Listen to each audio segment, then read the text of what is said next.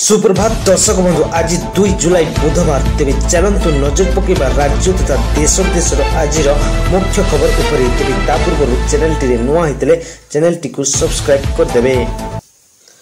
School खाइबारे refine चीनी ब्यान लुण मात्रा सीमित शिशु स्वास्थ्य सरकार बड़ पदक्षेप शिशु मान पुष्टिकर खाद्य और स्वास्थ्य उन्नति आने ओडिशा सरकार एक गुरुत्वपूर्ण पदक्षेप ग्रहण कर राज्य रे पीएम पोषण योजना और शिशु बाटिका कार्यक्रम अधीन स्कूल और अंगनवाड़ी केन्द्र गुड़िक परिवेशित खाद्य रिफाइन चीनी व्यवहार उपर संपूर्ण प्रतिबंधक लगा यह सहित लुणर मात्रा को सीमित करा रिपोर्ट अनुसार राज्यर जिला शिक्षा अधिकारी को खाद्य प्रस्तुत रे रिफाइन चीनी व्यवहार बंद करने निर्देश दि जदि खाद्य मीठा आवश्यक हुए तेबे गुड़र व्यवहार करा किंतु यह मोट शक्ति मूल्यर 5% अधिक हेबा उचित नुहे जहाद्वारा अतिरिक्त कैलोरी ग्रहण को नियंत्रण करा जाय परिबो। परवर्ती खबर जो योजना रे गरीब उपकृत होउछंती सेथिरे ऋण देबा पई मुख्यमंत्री देले परामर्श।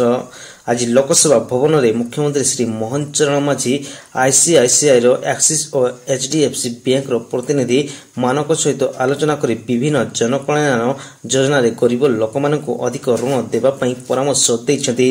सूचना योग्य जे ओडिशार विभिन्न जनकल्याण योजना यथा कृषि ऋण प्रधानमंत्री रोजगार सृष्टि योजना पीएम स्वनिधि योजना स्टैंड अप इंडिया योजना गृह ऋण शिक्षा ऋण और रप्तानी ऋण आदि विभिन्न योजना बैंक गुड़िकर प्रदर्शन अत्यंत कम रही दृष्टि रखी राज्य सरकार जून 21 तारिख में बैंक गुड़िक निजर एम्पानेल लिस्ट रु काढ़ी देइछंती।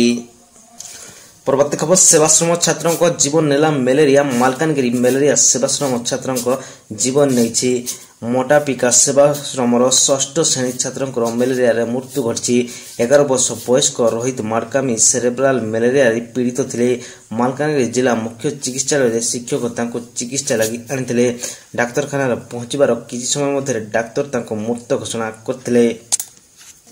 परवर्ती खबर बीएमसी कार्यालय हिंसाकांड में संपृक्ति अभियोग 5 जन को निलंबन करे राज्य बीजेपी सभापति।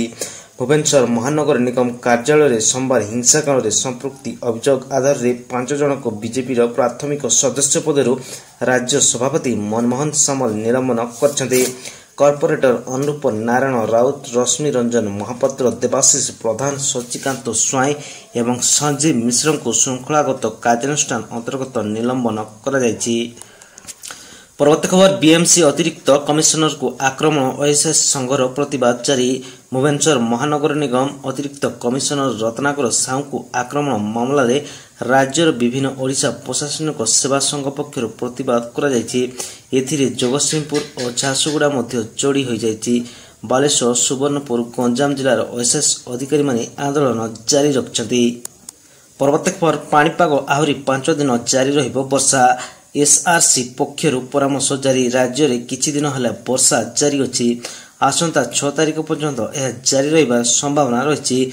आंचलिक पाणीपाग विज्ञान केन्द्र तरफ यह सूचना दि जायछि। पाणीपाग विभाग पक्षर बुधवार पर सुंदरगढ़ झारसुगुड़ा और संबलपुर जिला को ऑरेंज वार्निंग जारी कर जायछि। एने स्वतंत्र रिलीफ कमिशनर पक्षर परामर्श जारी कर जायछि।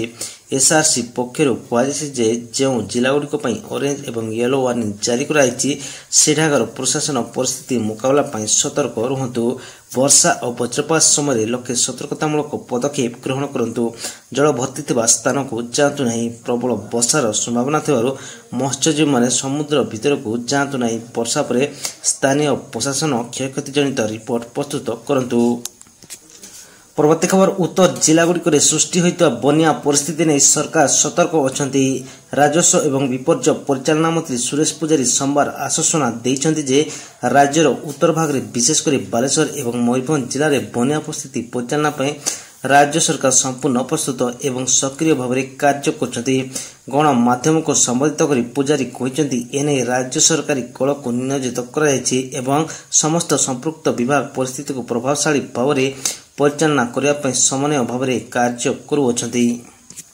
परवर्ती खबर president of India Chaudhary Odisha आसबे राष्ट्रपति। चौधरी ओडिशा आसबे राष्ट्रपति द्रौपदी मुर्मू 2 दिनिया ओडिशा गस्तरे आसबे राष्ट्रपति द्रौपदी मुर्मू। सूचना अनुसार चौधरी भुवनेश्वर एम्स समावर्तन उत्सव में जोगदेवार कार्यक्रम रही। ଏହାସହ 15 ତାରିଖରେ କଟକର ବିଭିନ୍ନ କାର୍ଯ୍ୟକ୍ରମରେ ରାଷ୍ଟ୍ରପତି ଯୋଗଦେବେ। କଟକ ଗସ୍ତ ସମୟରେ ରେଭେନ୍ସା ବିଶ୍ୱବିଦ୍ୟାଳୟର ସମାବର୍ତ୍ତନ ଉତ୍ସବରେ ସେ ଯୋଗଦେବେ। ଖାଲି ଏତିକି ନୁହେଁ, ବରଂ ରେଭେନ୍ସା ବାଳିକା ବିଦ୍ୟାଳୟର ଶିଳାନ୍ୟାସ କରିବାର କାର୍ଯ୍ୟକ୍ରମ ରହିଛି। ସେପଟେ ଆଦିକବି ସାରଳା ଦାସଙ୍କ ପ୍ରତିମୂର୍ତ୍ତିରେ ପୁଷ୍ପମାଲ୍ୟ ଅର୍ପଣ କରିବା ସହ କଟକରେ କଳିଙ୍ଗ ରତ୍ନ ପୁରସ୍କାର 2024 ଉତ୍ସବରେ ଅତିଥି ଭାବରେ ଯୋଗଦେବେ। ପରବର୍ତ୍ତୀ ଖବର, ଦୁବାଇରେ ଏମିରେଟ୍ସ ଓଡ଼ିଆ ପରିବାରଙ୍କ ରଥଯାତ୍ରା, 1700ରୁ ଉର୍ଦ୍ଧ୍ୱ ଭକ୍ତଙ୍କ ଭିଡ଼। ଏମିରେଟ୍ସ ଓଡ଼ିଆ ପରିବାର ୱେବ୍ ଦ୍ୱାରା ଆୟୋଜିତ ଜୁନ୍ 29 ତାରିଖ ରବିବାର ଦିନ ଦୁବାଇର ସ୍ପ୍ରିଙ୍ଗ ଡେଲ୍ ସ୍କୁଲଠାରେ ପବିତ୍ର ଶ୍ରୀ ଜଗନ୍ନାଥଙ୍କ ଘୋଷଯାତ୍ରା ପର୍ବ ପାଳନ କରାଯାଇଥିଲା। 27 ତାରିଖ ଶୁକ୍ରବାର ଶ୍ରୀଗୁଣ୍ଡିଚା ଦିନ ଦୁବାଇ ସ୍ଥିତ ନିତାଇ ଗୌର ଆଶ୍ରମରେ ମହାପ୍ରଭୁଙ୍କର ନୀତିକାନ୍ତି ଆରମ୍ଭ ହୋଇଥିଲା। 29ରେ ସମସ୍ତ ଦୁବାଇ ଓ ୟୁନାଇଟେଡ୍ ଆରବ ଏମିରେଟ୍ସରୁ 1700ରୁ ଅଧିକ ଭକ୍ତ ଯୋଗଦାନ ଦେଇଥିଲେ। ପରବର୍ତ୍ତୀ ଖବର, ବାଲେଶ୍ୱର ମୟୂରଭଞ୍ଜରେ ବନ୍ୟା ସ୍ଥିତି, ତଳିଆ ଅଞ୍ଚଳରେ ପାଣି ପଶିବାରୁ ଲୋକ ହନ୍ତସନ୍ତ। ଲଗାଣ ବର୍ଷା ଯୋଗୁଁ ଫୁଲୁଛି ନଦୀ। ସେହିଭଳି ବଣାଇର ଲାଇଫ୍ ଲାଇନ୍ କୁହାଯାଉଥିବା ବ୍ରାହ୍ମଣୀ ନଦୀ ଫୁଲିବାରେ ଲାଗିଛି। ଲଘୁଚାପ ଜନିତ ଲଗାଣ ବର୍ଷା ପରେ ଏବେ ବନ୍ୟା ରୂପ ନେଉଛି ନଦୀ, ଯାହାକୁ ନେଇ ନଦୀ କୂଳିଆ ଲୋକଙ୍କ ମନରେ ଭୟ ବଢ଼ିବାରେ ଲାଗିଛି। ବନ୍ୟା ପରିସ୍ଥିତି ଯୋଗୁଁ ଅଞ୍ଚଳବାସୀ ଭୟଭୀତ ଅଛନ୍ତି। ତେବେ ସମସ୍ତ ଦିଗରେ ପ୍ରଶାସନ ତତ୍ପର ରହିଛି। ଅନ୍ୟପଟେ କୋଇଡ଼ା ଖଣି ଅଞ୍ଚଳରେ ଲଗାତାର ଭାବେ ବର୍ଷା ଯୋଗୁଁ ଜାତୀୟ ରାଜପଥରେ ଭୂସ୍ଖଳନ ହୋଇ ସ୍ୱୟମ୍ଭ ପଞ୍ଚାୟତ ପୋଲ ଉପରେ 2 ଫୁଟ ପାଣି ଚାଲିଛି। ପାଣି ଯୋଗୁଁ କୋଇଡ଼ାର 2 ପଞ୍ଚାୟତ ଯୋଗାଯୋଗ ବିଚ୍ଛିନ୍ନ ହୋଇପଡ଼ିଛି। ପରବର୍ତ୍ତୀ ଖବର, ମୋଦି ସରକାରଙ୍କ ବଡ଼ ଘୋଷଣା, ELI ସ୍କିମ୍କୁ କ୍ୟାବିନେଟ୍ରୁ ମଞ୍ଜୁରୀ, ଚାକିରି ଲାଗିଲେ ମିଳିବ ବଡ଼ ଉପହାର। କେନ୍ଦ୍ରୀୟ କ୍ୟାବିନେଟ୍ ଏକ ଐତିହାସିକ ନିଷ୍ପତ୍ତିରେ ଏମ୍ପ୍ଲୟମେଣ୍ଟ ଲିଙ୍କ୍ଡ ଇଣ୍ଟର ସର୍ଭିସ୍ ସ୍କିମ୍କୁ ମଞ୍ଜୁରୀ ଦେଇଛନ୍ତି। ଏହି ଯୋଜନା ପ୍ରଧାନମନ୍ତ୍ରୀ ନରେନ୍ଦ୍ର ମୋଦିଙ୍କ ଦ୍ୱାରା 2024 ବଜେଟ୍ରେ ଘୋଷିତ 2 ଲକ୍ଷ କୋଟି ଟଙ୍କାର ମେଗା ପ୍ୟାକେଜର ଏକ ଗୁରୁତ୍ୱପୂର୍ଣ୍ଣ ଅଂଶ। ଏହି ସ୍କିମ୍ରେ ମୁଖ୍ୟ ଲକ୍ଷ୍ୟ ହେଉଛି କୋଟି କୋଟି ଯୁବକଙ୍କୁ ଚାକିରି, ତାଲିମ ଏବଂ ଅନ୍ୟାନ୍ୟ ସୁଯୋଗ ପ୍ରଦାନ କରିବା। କ୍ୟାବିନେଟ୍ରୁ ମଞ୍ଜୁରୀ ମିଳିବା ପରେ ଏହି ଯୋଜନାକୁ ଶୀଘ୍ର କାର୍ଯ୍ୟକାରୀ କରିବା ପାଇଁ ପ୍ରକ୍ରିୟା ଆରମ୍ଭ ହେବ। ପରବର୍ତ୍ତୀ ଖବର, ସୁପ୍ରିମକୋର୍ଟଙ୍କ ବଡ଼ ନିଷ୍ପତ୍ତି, ନିଜ କର୍ମଚାରୀଙ୍କ ପାଇଁ ଲାଗୁ କଲେ ସଂରକ୍ଷଣ ନୀତି। ସୁପ୍ରିମକୋର୍ଟ ଐତିହାସିକ ନିଷ୍ପତ୍ତି ଗ୍ରହଣ କରିଛନ୍ତି। ସେ ଅନୁସୂଚିତ ଜାତି ଏବଂ ଅନୁସୂଚିତ ଜନଜାତି କ୍ୟାଟେଗୋରୀ ପାଇଁ କର୍ମଚାରୀମାନଙ୍କ ପ୍ରତ୍ୟକ୍ଷ ନିଯୁକ୍ତି ଏବଂ ପଦୋନ୍ନତିର ସଂରକ୍ଷଣ ନୀତିକୁ ଆନୁଷ୍ଠାନିକ ଭାବେ କାର୍ଯ୍ୟକାରୀ କରିଛନ୍ତି। ଏହି ନିଷ୍ପତ୍ତି ଜୁନ୍ 24 ତାରିଖରେ ସୁପ୍ରିମକୋର୍ଟର ସମସ୍ତ କର୍ମଚାରୀଙ୍କୁ ଜାରି କରାଯାଇଥିବା ଏକ ସର୍କୁଲାରରେ ଅବଗତ କରାଯାଇଛି। ପରବର୍ତ୍ତୀ ଖବର, 5 ଦେଶ 8 ଦିନ ସବୁଠାରୁ ଲମ୍ବା ରାଜନୈତିକ ଯାତ୍ରାରେ ବାହାରିବେ ପିଏମ୍ ମୋଦି। ପ୍ରଧାନମନ୍ତ୍ରୀ ନରେନ୍ଦ୍ର ମୋଦି 8 ଦିନିଆ କୂଟନୈତିକ ଯାତ୍ରାରେ ବାହାରିବେ। ଏହି ଗସ୍ତ ବେଳେ ସେ 5ଟି ଦେଶ ଯାତ୍ରା କରିବେ। ପିଏମ୍ ମୋଦିଙ୍କ ଏହି ଗସ୍ତ ଆସନ୍ତାକାଲି ଅର୍ଥାତ୍ 2 ତାରିଖରୁ 9 ଜୁଲାଇ ପର୍ଯ୍ୟନ୍ତ ଚାଲିବ। ଗତ 10 ବର୍ଷରେ ଏହା ପ୍ରଧାନମନ୍ତ୍ରୀ ମୋଦିଙ୍କର ସବୁଠାରୁ ଲମ୍ବା ରାଜନୈତିକ ଯାତ୍ରା ହେବାକୁ ଯାଉଛି। ପରବର୍ତ୍ତୀ ଖବର, ପ୍ରଦୂଷଣ ବଢ଼ାଉଛି କୋଇଲାରେ ନିବେଶ।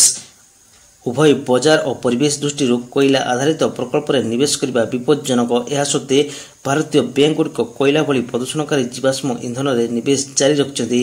ବେଙ୍ଗାଲୁରୁର ଥିଙ୍କ ଟ୍ୟାଙ୍କ କ୍ଲାଇମେଟ୍ ରିସ୍କ ହରାଇଜନ୍ସ ଦ୍ୱାରା ପ୍ରକାଶିତ ଏକ ରିପୋର୍ଟରୁ ଏହା ଜଣାପଡ଼ିଛି। ଜଳବାୟୁ ପରିବର୍ତ୍ତନ ଯୋଗୁଁ ଚରମ ଉତ୍ତାପ୍ତ ଓ ପ୍ରବଳ ବୃଷ୍ଟିପାତ ଘଟଣା ବୃଦ୍ଧି ପାଉଥିବାରୁ ଜୀବାଶ୍ମ ଇନ୍ଧନ ବ୍ୟବହାର ହ୍ରାସ ଅପରିହାର୍ଯ୍ୟ ହୋଇପଡ଼ିଛି। କାରଣ କୋଇଲା ଭଳି ଇନ୍ଧନ ଦହନ ପରିବେଶକୁ ପ୍ରଚୁର ମାତ୍ରାରେ ଅଙ୍ଗାରକାମ୍ଳ ଗ୍ୟାସ୍ ଛାଡ଼ିଥାଏ। ପରବର୍ତ୍ତୀ ଖବର, ଔଷଧ କାରଖାନା ବିସ୍ଫୋରଣ, ମୃତ୍ୟୁ ସଂଖ୍ୟା 35 ଛୁଇଁଲା। ତେଲେଙ୍ଗାନାର ସାଙ୍ଗାରେଡ୍ଡି ଜିଲ୍ଲାରେ ଏକ ଔଷଧ କାରଖାନାରେ ସୋମବାର ଦିନ ଦୁର୍ଘଟଣା ଘଟିଛି। ଏହି ଦୁର୍ଘଟଣାରେ ମୃତ୍ୟୁ ସଂଖ୍ୟା ବଢ଼ି ବଢ଼ି ଚାଲିଛି। ଏବେ ସୁଦ୍ଧା 35 ଜଣଙ୍କର ମୃତ୍ୟୁ ଘଟିସାରିଲାଣି। ଏବେ ବି ଧ୍ୱଂସପ୍ରାପ୍ତ ସ୍ଥାନରୁ ଭଗ୍ନାବଶେଷ ସଫା କାର୍ଯ୍ୟ ଜାରି ରହିଛି। ଉଦ୍ଧାରକାରୀମାନେ ଅନେକଙ୍କୁ ଉଦ୍ଧାର କରି ସାରିଥିବା ବେଳେ ଆହୁରି କିଛି ଜଣ ଫସି ରହିଛନ୍ତି ବୋଲି ସନ୍ଦେହ କରାଯାଉଛି। ଏନେଇ ଜିଲ୍ଲା ପୁଲିସ ଅଧୀକ୍ଷକ ପାରିତୋଷ ପଙ୍କଜ ମଙ୍ଗଳବାର ଦିନ ପୋଷାମିଲା ରାମର ସିଗାଚି ଇଣ୍ଡଷ୍ଟ୍ରିଜ୍ ଫାର୍ମା ପ୍ଲାଣ୍ଟରେ ବିସ୍ଫୋରଣରେ ମୃତ ଲୋକଙ୍କ ସଂଖ୍ୟା ଚିହ୍ନିତ କରିଛନ୍ତି। ପରବର୍ତ୍ତୀ ଖବର, 12 ଘଣ୍ଟାରେ ସବୁ ବ୍ୟବସ୍ଥା କରିବା ଅସମ୍ଭବ, ପୁଲିସ ଭଗବାନ ନୁହନ୍ତି। ବେଙ୍ଗାଲୁରୁରେ ହୋଇଥିବା ଦଳାଚକଟା ପାଇଁ ରୟାଲ ଚ୍ୟାଲେଞ୍ଜର୍ସ ବାଙ୍ଗାଲୋର ଦାୟୀ। ପୁଲିସ ବି ମଣିଷ। 12 ଘଣ୍ଟା ଭିତରେ ସବୁ ବ୍ୟବସ୍ଥା କରିବା ସମ୍ଭବ ନୁହେଁ। ଆଜି କେନ୍ଦ୍ରୀୟ ପ୍ରଶାସନିକ ଟ୍ରିବ୍ୟୁନାଲ ଏଭଳି ବିବୃତ୍ତି ଦେଇଛି। ଚିନ୍ନାସ୍ୱାମୀ କ୍ରିକେଟ ଷ୍ଟାଡିୟମରେ ହୋଇଥିବା ଦଳାଚକଟା ଘଟଣାରେ 11 ଜଣଙ୍କ ମୃତ୍ୟୁ ପାଇଁ କେନ୍ଦ୍ରୀୟ ପ୍ରଶାସନିକ ଟ୍ରିବ୍ୟୁନାଲ RCBକୁ ଦାୟୀ କରିଛି। ପରବର୍ତ୍ତୀ ଖବର, ନାରାୟଣଙ୍କ ମୂର୍ତ୍ତିଙ୍କ 70 ଘଣ୍ଟା କାର୍ଯ୍ୟ ସପ୍ତାହ ମନ୍ତବ୍ୟ ପରେ ଓଭରଟାଇମ୍କୁ ବିରୋଧ କଲା ଇନଫୋସିସ୍। ଅତୀତରେ ଇନଫୋସିସ୍ ସହ ପ୍ରତିଷ୍ଠାତା ନାରାୟଣ ମୂର୍ତ୍ତି 70 ଘଣ୍ଟା କାର୍ଯ୍ୟ ସପ୍ତାହ ଉପରେ ମନ୍ତବ୍ୟ ଦେଇ ବିବାଦରେ ରହିଥିଲେ। ଏବେ ଇନଫୋସିସ୍ ତାର କର୍ମଚାରୀମାନଙ୍କୁ ବୃତ୍ତି ଏବଂ ବ୍ୟକ୍ତିଗତ ଜୀବନ ମଧ୍ୟରେ ସନ୍ତୁଳନ ବଜାୟ ରଖିବାକୁ ପରାମର୍ଶ ଦେଇଛି। जहाँ जनापड़ी कंपानी तार आभ्यंतरीण अभियान आरंभ कर साराणी। तेबे आज मुख्य खबर आज एतिकी। जदि वीडियोटी भल लगुच तेबे लाइक्स एवं सब्सक्राइब करने जमारू भूलु नहीं।